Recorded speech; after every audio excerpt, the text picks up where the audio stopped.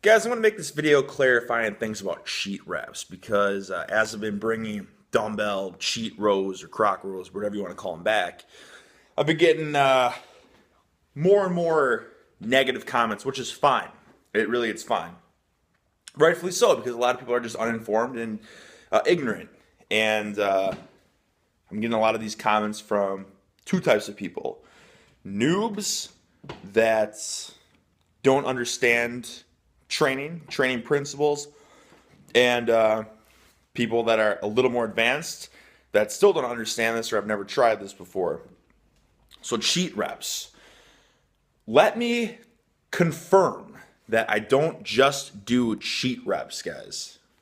Okay, people are asking like, hey, is it okay if I'm a beginner? Can I do cheat reps? My God, guys. It's ridiculous. I've said it so many times. Don't look at it as, can I do cheat reps or should I do strict, clean, crisp, perfect reps?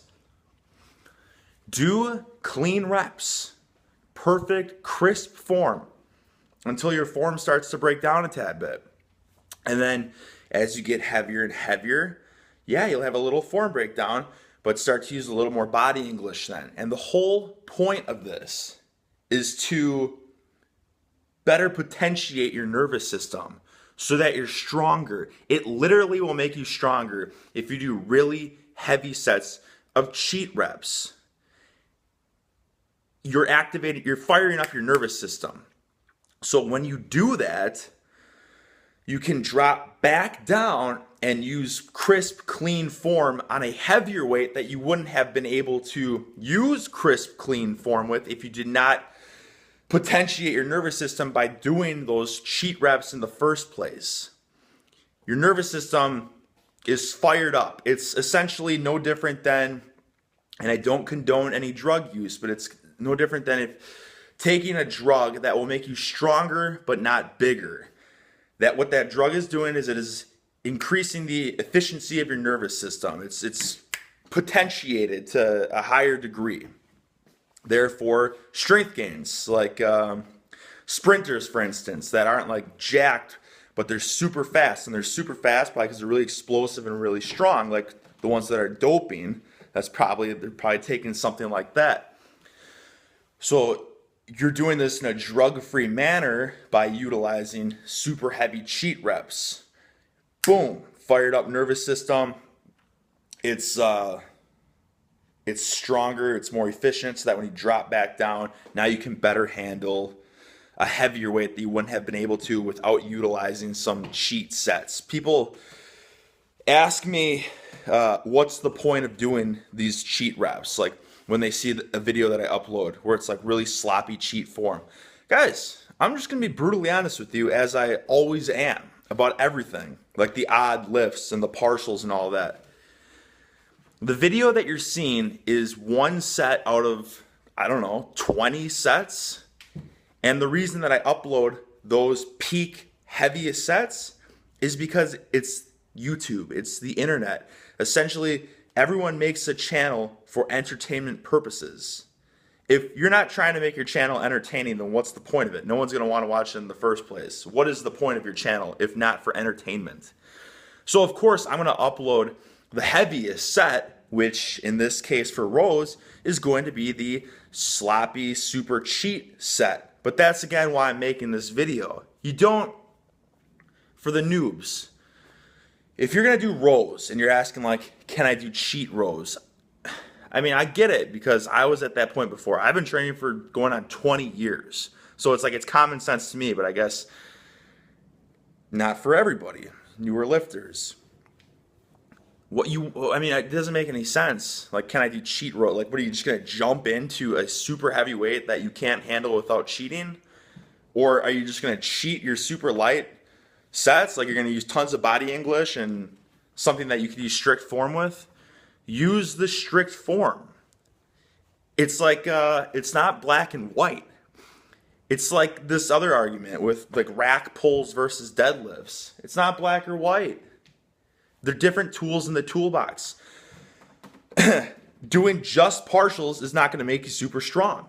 you have to do the full range of motion too, but you can do the partial to potentiate your nervous system so that when you go back to full range of motion, you're probably going to feel a little stronger. Like for instance, that's something that I did for a long time, was I would do a very heavy rack pull and then I would go back down to conventional deadlift from the floor, and my grip felt more fired up, my core felt stronger, and I could brace better.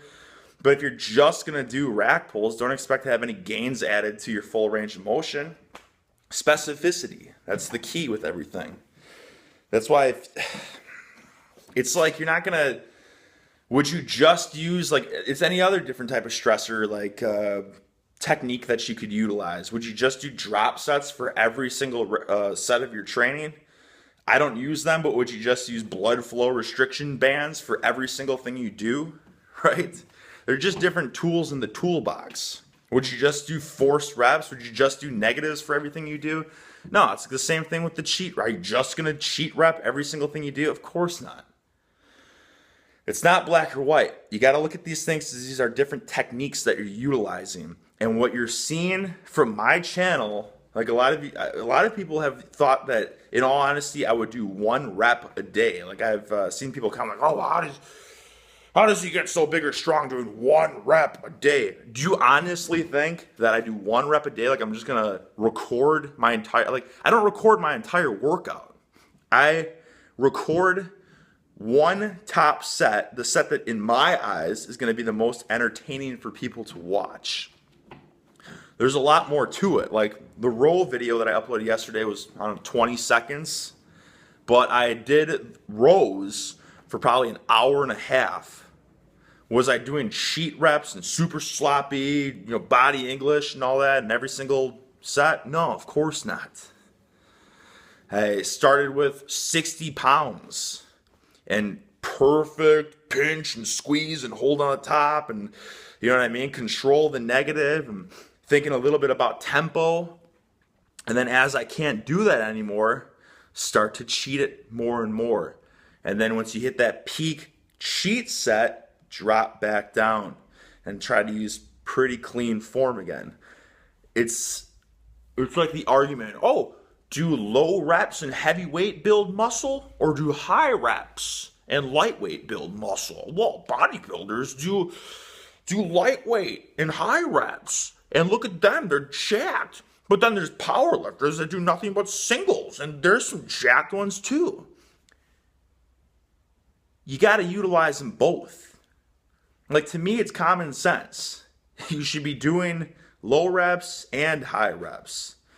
And there's no better way to utilize that than to do high reps or like a decent set of, let's say you're warming up for rows, for instance.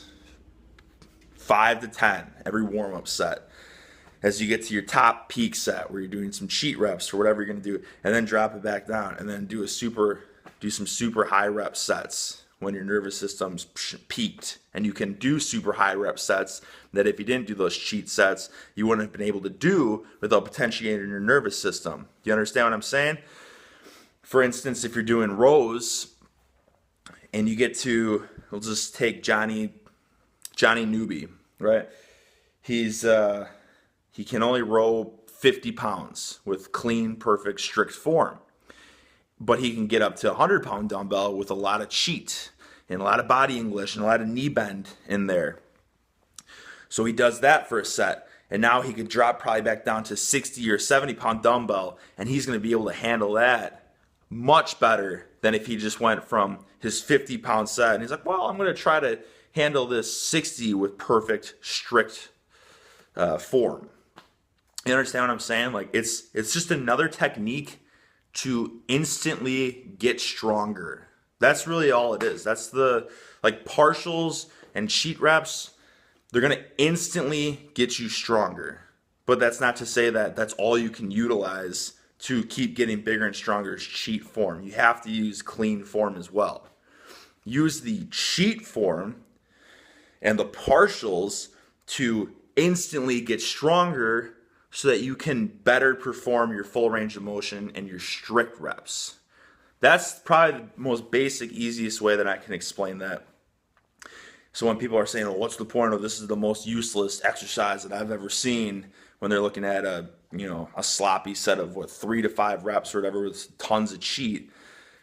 It's because that, while it may be the most useless exercise in your eyes, is going to be the most entertaining set for the masses to watch, while it still benefits you and will get you instantly stronger, so that when you drop back down to cleaner form or more reps or whatever it may be, you can squeeze out more weight, more reps, and it will benefit you in that regard as well. So not black or white. It's not cheat reps versus strict reps. You obviously have to utilize both. It's not lightweight versus heavyweight. You obviously have to utilize both. It's not limited range of motion or partials versus full range of motion. Utilize both. Hope that clarifies things for you guys, because I'm going to keep uploading cheat rep sets with these rows. Just understand that I do strict reps as well with my warm-ups, as well as after my cheat rep set, drop back down and do strict reps with that. And for instance, what I've done in the past and what I'll continue to do is with these rows, for instance, cheat reps with 300 plus pounds. And then if I want to test my grip strength with like the fat grips deadlift, know that my grip strength is going to be fired up regardless of using a strap or not, because that's a lot of weight to be throwing around. You still have to hold on to it. And my rear delts and my lats and my traps are going to be better fired up, so that when I go to that deadlift, it's going to feel easier than if I just started from, 135, 185, 225, 275, 315, etc.